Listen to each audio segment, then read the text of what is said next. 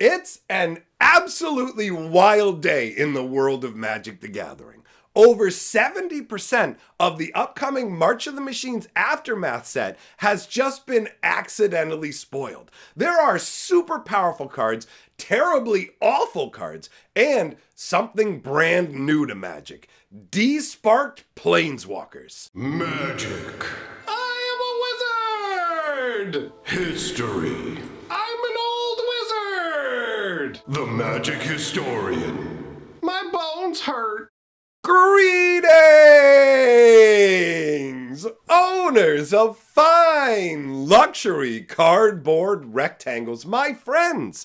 I hope the day finds you well, because we have gathered to talk about something absolutely insane. The March of the Machine set hasn't even officially released yet. The official release date for March of the Machines is tomorrow. Well, guess what? March of the Machines Aftermath just got a massive wave of spoilers that revealed over 70% of the cards that are available. So we're gonna go over everything, and this involves the big change that Wizards said was coming to Magic the Gathering: Desparked Planeswalkers. And on top of the spoiler craziness, I have an absolutely insane tournament to tell you about as well, and we'll talk about that after we look at the cards. We're starting out with a very interesting card from Aftermath in the form of Kiora, Sovereign of the Deep, and this actually proves a theory that I mentioned in a previous video as well. So, 1 blue, 1 green, and 3 for a 4/5 legendary Merfolk Noble. She has Vigilance and Ward 3. On top of that, whenever you cast a Kraken, Leviathan, Octopus, or Serpent spell from your hand, look at the top X cards of your library, where X is that spell's mana value. You can cast a spell with mana value less than X from among them without paying its mana cost, and you put the rest on the bottom of your library in a random order. This is a very fun tribal concept based on the Kraken, Leviathan, Octopus, and Serpent grouping that they've decided to slap together arbitrarily, and I think it's a great choice. They're obviously not the exact same creature type, but they fit together well. But what's really interesting to note is that Kiora is no longer a planeswalker. You can see in the background of the text box, we have the planeswalker symbol with this cracked line running through it. So I mentioned before that I expected going forwards, we were going to see Wizards leaning heavily into using legendary creatures instead of planeswalkers. We are still going to have planeswalkers, but the focus is going to be more on legendary characters, and that is obviously for the purposes of Commander, and we're going to have an open multiverse where legendary characters can move around more freely, and this right here, I believe, is a very strong signal that that's exactly what's going on. We also have on the screen Danitha, New Benalia's Light. 1 white, 1 green, and 1 for a legendary human knight with Vigilance, Trample, and Lifelink. Once during each of your turns, you can cast an aura or equipment spell from your graveyard. That is a lot tacked together for 3 mana. That is a powerful set of abilities. And the reusability of bringing auras or equipment back. I mean, equipment don't go to your graveyard that frequently, but auras, one of the biggest problems with them is that you get 2 for 1 easily, where they destroy your creature, and then you're sitting there going, okay, I lost the creature and the enchantment. So the reusability on this is really solid. And the artwork, in terms of the positioning, having Danitha standing there in front of the stained glass window, it does have that sort of epilogue end of the movie credit feel. Now, when it comes to this Aftermath stuff, it really does feel more like they sliced off part of the main set and are selling it to us as an add-on, as opposed to something that really does feel like the full-on wrap-up. Here's everything that happened afterwards. And you'll see what I mean as we get into more of these spoilers. Because the next group we have, in the next group we have Tranquil Frillback. 1 green and 2 for a 3/3 dinosaur. When it enters the battlefield, you can pay 1 green up to 3 times. When you pay this cost 1 or more times, choose up to that many. Destroy target artifact or enchantment. Exile target player's graveyard. you gain 4 life. Now, I really like this card. You can basically scale it up for a bunch of extra abilities. I'm a huge fan of green. When I look at it from a versatility standpoint, great. I can get rid of your graveyard. I can destroy artifacts and enchantments. I can get a bunch of life. That is pretty solid, right? But the problem is with this card, where does this really fit into the Aftermath concept? This set is only about, 50, 60 different cards? There's some smaller amount of cards in this set, and we're seeing a majority of them.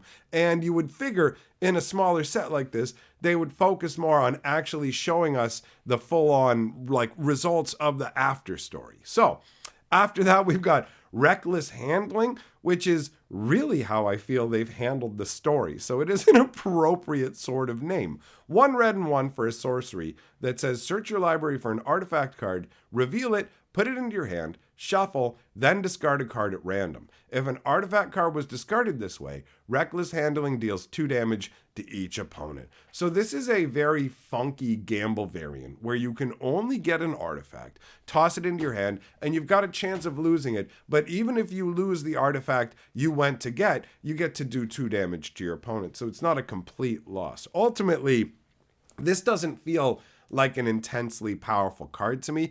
It's an alright tutor effect. Obviously, being able to go and grab an artifact is pretty useful, but these effects tend to be stronger in blue. We also have Leyline Immersion. 1 green and 3 for an enchantment aura that enchants a legendary creature. Enchanted creature has Ward 2 and tap, add 5 mana in any combination of colors. Spend this mana only to cast spells. So this is a very weird aura, right? You look at it and go, okay, I put this on a legendary creature, I have to pay 4 mana and it gives them Ward 2, and they can give 5 mana, but you can only cast spells with it. It feels like a lot to cast, but you also get 5 mana out of it right away. So this is one of those cards that on the surface, when I look at it, my gut goes, I don't know, but in practice could be really dumb. And if you have a way to untap your legendary creature, you can do some shenanigans. Limiting it to casting spells obviously takes the power level down a bit, but it's pretty strong, right? That is a pretty strong ability. After that, we have Death Rattle Oni, another card that really says to me, this is the aftermath of the entire multiversal March of the Machine war. 1 black and 6 for a 5/4 Oni. It's got flash. It costs 2 less to cast for each creature that died this turn. When it enters the battlefield, destroy all other creatures that were dealt damage this turn. We didn't see... This is Kamigawa. And Kamigawa basically just felt like the entire story was Tamio showed up, and then Nashi was like, Mama, no, because they made Nashi 8 years old in the story. And then basically they went Gork on Tamio, she was done, and that was the end of it. So this really just feels like an absolutely random card. The next card, Cosmic Rebirth, at least that does fit in. This could be actually an Aftermath card. You may not know because they didn't include it in the written story, but the World Tree actually got burned on Kaldheim. It's a pretty big deal. So if I'm not mistaken, what we're seeing in Cosmic Rebirth is actually the World Tree being reborn, and it's a very solid regrowth effect as well. 1 white, 1 green, and 1. Choose target permanent, and this is at instant speed. Choose target permanent in your graveyard. If it has mana value 3 or less, you can put it onto the battlefield. If you don't put it on the battlefield, you can put it into your hand, and you gain 3 life. This is a really solid little reanimation / grab the stuff back into your hand effect. Not too shabby at all. And I do like the way that the Kaldheim frames look on this card. It's got the right vibe. After that, we got Rebuild the City. 1 green, 1 red, 1 black, and 3 for a sorcery that says, choose target land, create 3 tokens that are copies of it, except they're 3/3 creatures in addition to their other types, and they have vigilance and menace. It's a pretty weird kind of concept here where you go, okay, so you're picking a land, and then you're making 3 tokens that are 3/3 copies of the land that are menacing and vigilant. How does this represent rebuilding the city? it's a very loose flavor concept. I mean, this does fit into the whole aftermath feel of, okay, rebuilding after the Phyrexians crushed everything. So that does fit into the aftermath. I'm still not 100% whether this is a pulled apart off of the original set, let's just toss some cards and see if we can sell them separately for even more, or if it literally was intended to be an aftermath set and then they were just, let's get rid of some other artwork we have kicking around and make some filler uncommons. It's not clear. So next up, we've got Narset Enlightened Exile. 1 white, 1 red, 1 blue, and 1 for a 3/4 legendary human monk. Creatures you control have prowess. Whenever Narset attacks, exile target non-creature, non-land card with mana value less than Narset's power from a graveyard and copy it. You may cast the copy without paying its mana cost. I feel like we've come full circle in the world of Magic. In the olden days, the cards were mega wordy to explain what things meant. Now they use keywords and the cards are cram-packed. This is insane. You have to pick a card from a graveyard that is non-creature, non-land, and its mana value has to be less than Narset's power. So you would basically pick something that costs 2 or less that's not a creature or a land, and then you can make a copy of that when you swing with her. It's pretty nutty, although she has prowess too, so you can boost her power up and make it bigger. I like the artwork. Narset looks pretty cool here. I mean, Narset's been desparked as well. I'm wondering if we're going to get any actual written story explaining to us this desparking, because I feel like they're just going to say it happened as a result of March of the Machines. I really hope we get some story explanation. All right, then we've got Samut Vizier of Naktaman, and this has that all, like, look at the frame. We have the same frame that they're using in the March of the Machines set, right? And I mean, I guess it makes sense. It's Aftermath. Why wouldn't they use the same frames? But it also supports this was peeled off separately. And speaking of these frames specifically, these Egyptian frames that were created for Amonkhet, they look dreadful when you change it from the crazy little scrawl that they used originally to do the text box into this straight up readable text. It does not look better. So Samut is 1 green, 1 red, and 1 for a legendary human warrior cleric. First strike, vigilance, and haste. Whenever a creature you control deals combat damage to a player, if that creature entered the battlefield this turn, draw a card. I mean, this is pretty nutty, right? You look at this, you got a 2/2 with first strike, vigilance, and haste, and whenever one of your creatures hits your opponent, if it came in this turn, you get to draw. So all your hasty dudes smacking can feed more hasty guys into your hand. That's pretty sweet. I guess this is just supposed to be Amonkhet afterwards, but what's going on? At the end, they had like Jeru and Hazaret ran off the Phyrexians, but this looks like this might have even been before Bolus. What is okay? You know what? That's fine. Let's move on. Niv Mizzet Supreme. We got no mention of Niv Mizzet in the entire story. Seeing him here at the end, it's just in Ravnica. Why didn't Niv Mizzet do anything against the Phyrexians at all? Like, I don't recall seeing anything about him doing anything.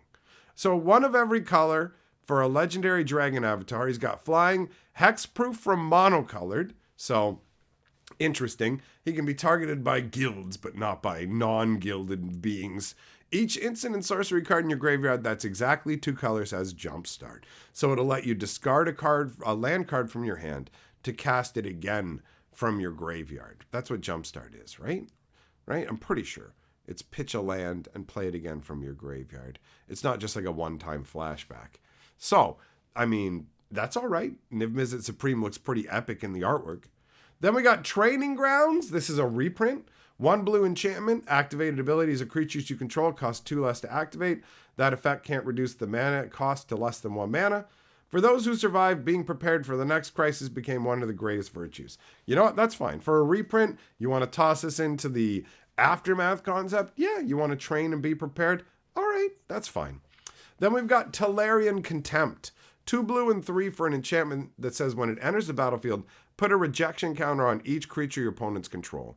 At the beginning of your end step, For each opponent, choose up to one target creature they control with a rejection counter on it. That creature's owner puts it on the top or bottom of their library. This feels like a very strong commander card, right? You get to nail everybody with it, and you get to pick the biggest problem, and it hits everybody's creatures for only 5 mana. I'm genuinely surprised that this one is actually an uncommon. Maybe it's too slow and clunky, but it actually does feel half decently strong. And the artwork, the artwork makes it look like, I guess, multiple beings are being banished at once. So you have one person from each of your opponents all being brought together. Is this supposed to, is this Phyrexians getting sealed away on Teleria? I don't know. The artwork isn't quite clear to me. Now, let's take a look at Filter Out. This is a very weird card. 2 blue and 1 for an instant. Return all non-creature, non-land permanents to their owner's hand. So it's going to hit artifacts, enchantments, battles, all that kind of stuff. But it won't hit creatures or lands. Those will stick on the board. And then we've got like this medallion artwork that, I don't know, I assume that's Kiora being shown there. But look at the crazy foiling style. They continue with the Halo style for Aftermath. After that, we've got Ayara's Oathsworn. 1 black and 1 for a human knight with menace. Whenever it deals combat damage to a player, if it has fewer than 4 +1/+1 counters on it, put a +1/+1 counter on it. Then if it has exactly. Then if it has exactly 4 +1/+1 counters on it, search your library for a card, put it into your hand, and then shuffle. All right, that's that's pretty solid, right? Every time you hit, you're going to basically grow it. And then once you've grown it to a certain level, you just get to tutor with it. That's strong. And the artwork's got that Eldraine vibe of the Oathsworn. Wait, Ayara's Oathsworn. It looks like she's hacking up Phyrexian. Ayara got turned into a Phyrexian. She became a Phyrexian. So her Oathsworn would be Phyrexians. Is she not cutting through these brambles? Or is this for... okay, I'm confused on this one. All right, moving on. We've got Jarenia Dauntless General. Well, we saw her in the story with Luca. So she was in the main story. I guess this is just her standing there afterwards. Put this in the category of this was peeled off from the main set. All right, so 1 black and 1. When she enters the battlefield, exile target player's graveyard, sacrifice your humans you control, gain hexproof and indestructible until end of turn. That's all right. If you play humans, that's cool, whatever. And I guess you can use it with the Copper Coat Vanguard we got here. The 1 white and 1 for a 2/2 human soldier. Each other human you control gets +1/+0 and has ward 1. Like, really? Does this feel like the aftermath of the entire multiversal war, or does this feel like some artwork they had kicking around and wanted to be able to sell you and slapped into this set, right? Like, that's the vibe it's got for me. A very whatever card, but it's a tribal lord that human soldier players, not human soldiers, but human players are going to love. Then we've got, and I mean by that, people who play human decks, not humans like, you're a human being. All right, Open the Way is the next card. 2 green and X. X can't be greater than the number of players in the game. Reveal cards from the top of your library until you reveal X land cards. Put those land cards onto the battlefield tapped, and the rest on the bottom of your library in a random order.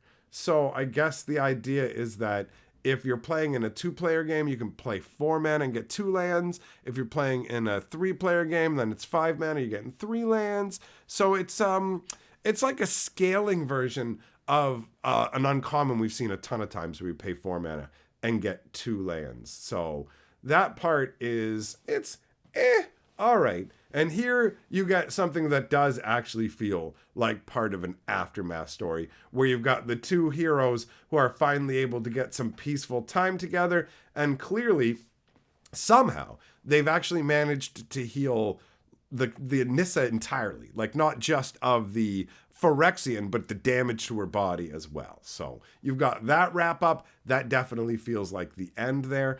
After that, we've got Animist's Might. 1 green and 2 for a sorcery that says it costs 2 less if it targets one of your legendary creatures. Target creature you control deals damage equal to twice its power to target creature or planeswalker you don't control. So it's one of those fight variant cards, but one that gets a boost from if it's cast by a legendary. The artwork is just whatever's going on here. Yo, check it out. I'm gonna use magical yellow rope to hold down a slug made out of jam or something. And I don't know, this artwork looks very weird. Moving on. Metropolis Reformer. 1 white and 1. Nope, 1 white and 2. For an angel cleric with flying and vigilance. You have hexproof. And whenever it deals damage, or whenever it's dealt damage, you gain that much life. So this is, that's all right. You know what I mean? You smack it, I gain life. It gives you hexproof. That's a lot for 3 mana.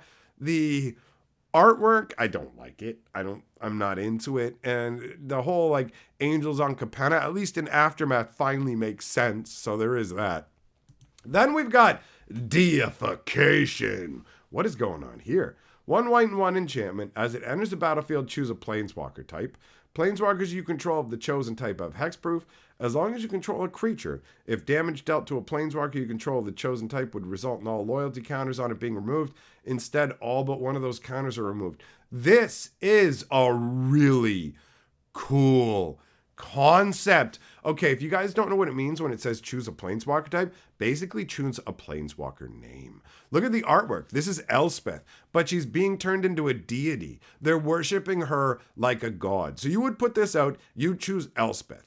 Elspeth ends up with hexproof, and as long as you have a creature to worship Elspeth, then damage that would be dealt to her basically is reduced to the point where she can't be completely taken out. If it would take off all of her loyalty counters, she goes down to 1. So you can never remove that last damage counter or last loyalty counter through damage as long as the person controls a creature. And there's an old card in Magic called Worship, and it works like this. If I have out a creature, you can't reduce me below 1 life. That's the idea of it. So this is taking that concept and applying it to a planeswalker.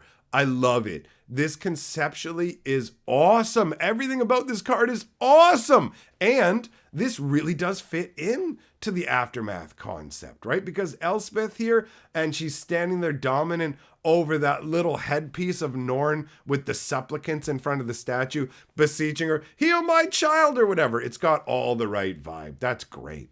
After that, we've got Blot Out. 1 black and 2. Target opponent exiles a creature or planeswalker they control with greatest mana value among creatures and planeswalkers they control. So we see this effect normally in a sacrifice vibe, but this is in full-on exile, which is even stronger. Then we get Sarkhan, Soul Aflame. 1 red, 1 blue, and 1 for a 2/4, again, Desparked Planeswalker. Dragon spells cost 1 less mana for you. Whenever a dragon enters the battlefield under your control, you can have Sarkhan become a copy of it until end of turn, except its name remains the same, and he's still legendary. That is pretty cool, man. And I do like the artwork there. Sarkhan is just standing out there doing his little T-pose, pretending he's Johnny Depp. I want to sail the 7 seas. I'm Jack Sparrow. I dig it. All right. Then we got Nashi, Moon's Legacy. Wow, he looks a lot more than 8 years old, like they played him in the story. 1 blue, 1 green, and a black for a 3/4 Menace Ward 1. Whenever he attacks, exile up to 1 target legendary or rat card from your graveyard and copy it. You may cast the copy. So this is Nashi after Tamiyo has died and become the word version of herself, the memory version of herself. So Nashi is learning to utilize her magic, and they're like a combo together. This definitely has the Aftermath kind of vibe to it, so that works. Then we've got Nissa, Resurgent Animist. 1 green and 2, Landfall. Whenever a land enters the battlefield under your control, add 1 mana of any color. Then if this is the second time this ability is resolved, reveal cards from the top of your library until you reveal an elf or elf something card. Put that card into your hand and the rest on the bottom of your library in a random order. So, I mean, that is pretty solid overall. The mana generation plus card advantage you get in a little package for 3 mana. Seeing Nissa return to her normal state, no longer Phyrexified and wielding her nature magic, this does have the feel of an ending. So that works in that regard. Moving on, we've got Rocco the Street Chef. 1 white, 1 red, 1 green, 2/4, legendary elf druid. Beginning your end step, each player exiles top card of their library. Until your next end step, can play the cards they exiled this way. Whenever a player plays a land from exile or casts a spell from exile, you put a +1/+1 counter on target creature and create a food token. Wow, okay. That's a weird, it's the whole exile playing thing is weird. He's just running around serving people up dinner. That's a goofy little card. Then we've got Chandra's Mom, Pia Nalar, Console of Revival. 1 white, 1 red. Thopters you control have haste. I like that. That's cool. Whenever you play a land from exile or cast a spell from exile, create a 1/1 colorless Thopter artifact creature token with flying. I like the idea of her just basically mobilizing these Thopters. It does feel like something that would actually happen during the main events more than afterwards, but I guess mobilizing them quickly could also help in the rebirth, so it cuts both ways, right? Then we got Feast of the Victorious Dead. A black and a white. At the beginning of your end step, if 1 or more creatures died this turn, you gain that much life and distribute that many +1/+1 counters among creatures you control. That is all right. Like, I feel if you have a bunch of tokens, it could get nutty, right? Like, if you're losing a bunch of creatures and you've got a really good setup, this could be crazy. I like the flavor behind it. The Feast of the Victorious Dead, the equivalent of Valhalla for Kaldheim. We're like, yeah, we did it. We beat the Phyrexians. Let's feast. That definitely does have the aftermath vibe. There's enough stuff in here that if they did carve it off, there's enough to still make it feel like it's got an aftermath vibe. All right, we've got Harness Snubhorn next. 1 white and 3, 2/5 vigilance. Whenever it deals combat damage to a player, return an artifact or enchantment card from your graveyard to the battlefield. That's not too shabby, but the 2/5, I mean, the ability's all right, though. That's not too shabby. Then we got Urborg Scavengers. 1 black and 2. It's a spirit. When it enters the battlefield or attacks, exile target card from a graveyard, put a +1/+1 counter on it. It has flying as long as a card exiled with it has flying, and it works the same for first strike, double strike, death touch, haste, hexproof, indestructible, lifelink, menace, reach, trample, and vigilance. I like this idea. The idea that these spirits basically take the essence of these dead beings and gain their abilities from them. That is cool. And the scavenging of the pieces after the battle, that does work too. Then we've got Campus Renovation. 1 white, 1 red, and 3 for a sorcery that says return up to 1 target artifact or enchantment card from your graveyard to the battlefield. Exile the top 2 cards of your library. Until the end of your next turn, you may play those cards. This feels really strong to me. The whole boom, bring a permanent back, either an artifact or an enchantment, straight into play, and then getting 2 cards off the top of your deck that you can play as well. You can get a lot of value out of this. And rebuilding Strixhaven after its destruction works from a flavor standpoint, so that gets the thumbs up in terms of fitting in to the aftermath. Then we get an appearance from Arnie Metalbrow. Oh, it would have been fun to see him in the story. 1 red and 2 for a 3/3 human berserker. Whenever a creature you control attacks or a creature enters the battlefield under your control attacking, you may pay 1 red and 1. If you do, put a creature card with mana value less than that creature's mana value from your hand onto the battlefield tapped and attacking.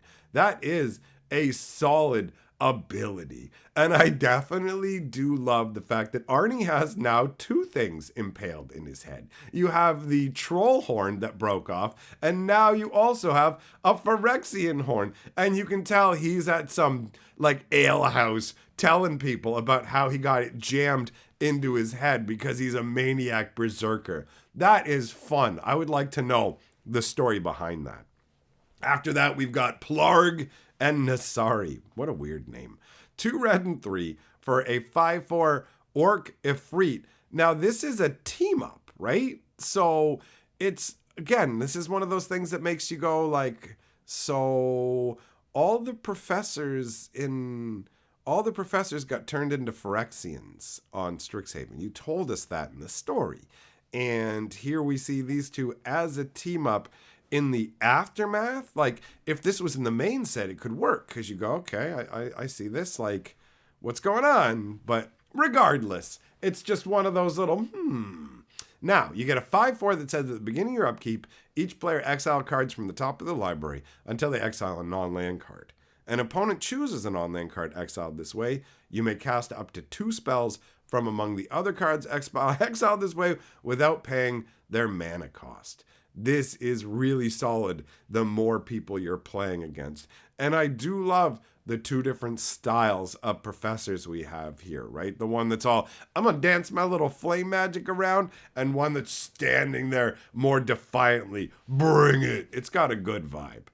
After that, we've got Vesuvan Drifter. I think this is a really neat card. 1 blue and 2 for a 2/4 flying shapeshifter. You can look at the top card of your library anytime. At the beginning of each combat, you may reveal the top card of your library. If you reveal a creature card this way, Vesuvan Drifter becomes a copy of that card until end of turn, except it has flying. I really like this as a set of abilities overall. Being able to look at the top card of your deck, being able to go, surprise, this thing turns into this. Also just getting a 2/4 for 3 mana. Overall, it feels like a lot of goodness tacked into one package. And this winged shapeshifter that is there above the waters of Vesuva, I find this artwork to be absolutely enchanting. But it definitely does not feel at all anything to do with the aftermath. So there is that. We have We have Undercity Upheaval beside it. 2 green and 1 for a sorcery that says Undergrowth. Distribute X +1/+1 counters among any number of target creatures you control, where X is the number of creature cards in your graveyard as you cast this spell. Creatures you control gain vigilance until end of turn. This actually feels more like a white spell to me than a green spell. It's interesting to see this in green. This in no way feels like anything to do with Aftermath. And then we also have Markov Baron. 1 black and 2 for a 2/2 vampire noble. He has Convoke, Lifelink. Other vampires you control get +1/+1. And he has Madness. This is a solid little vampire lord. It doesn't feel like it has anything at all to do with the Aftermath story. So for me, this is a mixed bag, and it really could go either way. Maybe they did carve this off from the main set, maybe they didn't. Well, that wraps up the spoilers. Now on to the absolutely insane tournament that's happening in NYC. Hello, I'm an old wizard. My bones hurt. Today's video is sponsored by Debasement Games, who are holding the most adultiest Commander event you've ever heard of. It's happening in New York City. It is adults only with very adult prizes, like Mishra's Workshop, Gaia's Cradle, dual land action as well. Do you have kids? Well, throw them in the trash because they are not welcome at this epic level tournament.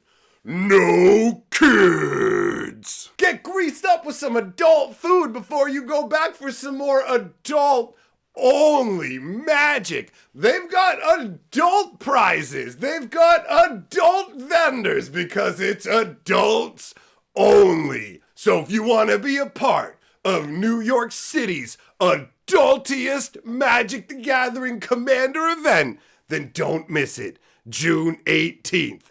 Adults only. Be there, but not your stupid kids. Big thank you to Debasement Games for sponsoring this video. Go to their tournament on Father's Day. Have their adult only buffet.